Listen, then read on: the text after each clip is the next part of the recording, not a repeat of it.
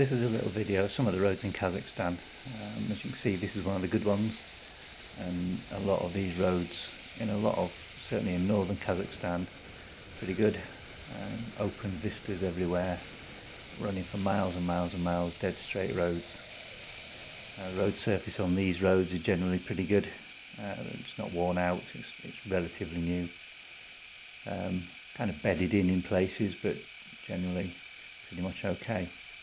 There are sections that are brand new tarmac, and the problem with brand new tarmac is it doesn't always last very long, so you come onto what you think is a fairly new road, and then the tarmac stops and you end up on the bed of the gravel that the tarmac's laid on, and sometimes even that deteriorates even further and you end up on the gravel and the broken down bits of rough stuff underneath.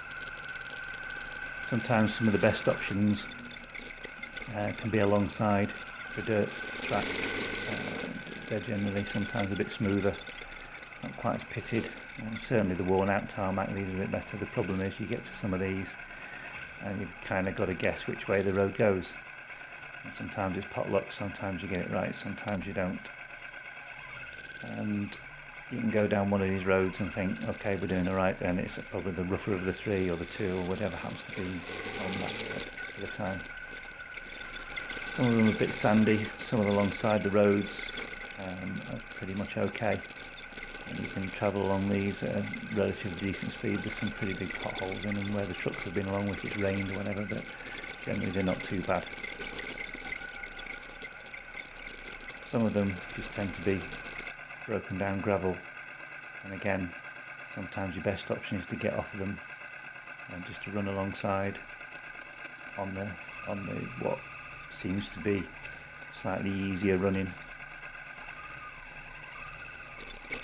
There are plenty of places where you can run off piste and pick up the roads that previous traffic have generally created, but just by driving along them.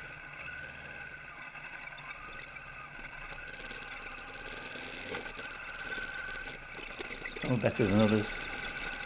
This one's not too bad. Some pretty big stones in places.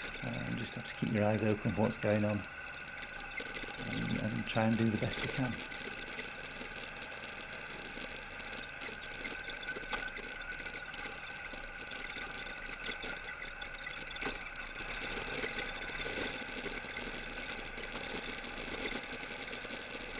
As you can see, some of these roads you get a mix of sand, gravel, rocks, crushed up stuff, whatever happens to be probably lying around to make the road drivable and passable.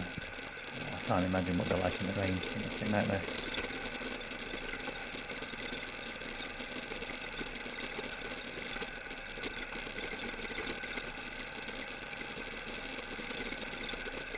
Sometimes you get to a point where even these roads aren't probably the best roads to pick, and then what quite often happens is somebody's gone, I've had enough of this road, and started driving on the grass that's basically at the side. So you can end up travelling along bits of track that are just tyre tracks along the grass, and do the best you can with that. These are actually not too bad. They're quite often just packed earth and you can travel along at a fair old pace. They're not too bad at all. But always looking for a way to get back on the tarmac. Sometimes they're a bit rough, sometimes it just depends what traffic's been along them.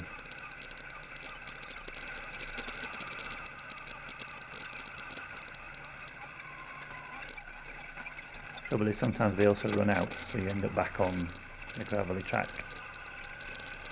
So I guess where people have gone, well, we can't go any further, or where trucks have come along and gone back onto the road because it looks like a better option, you end up following tracks that people have already created.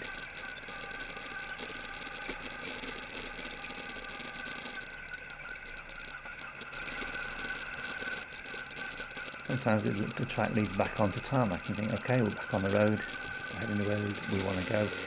But these can be a bit tricky, full of massive potholes, worn out tarmac, gravel, and generally not very nice at all. case of keeping your eyes open from where the road's worn, looking ahead, looking for the big potholes, sliding in between wherever you can, watching out for trucks coming the other way. But this is actually the M32 going towards Kostanay from Astan. I started out on this day.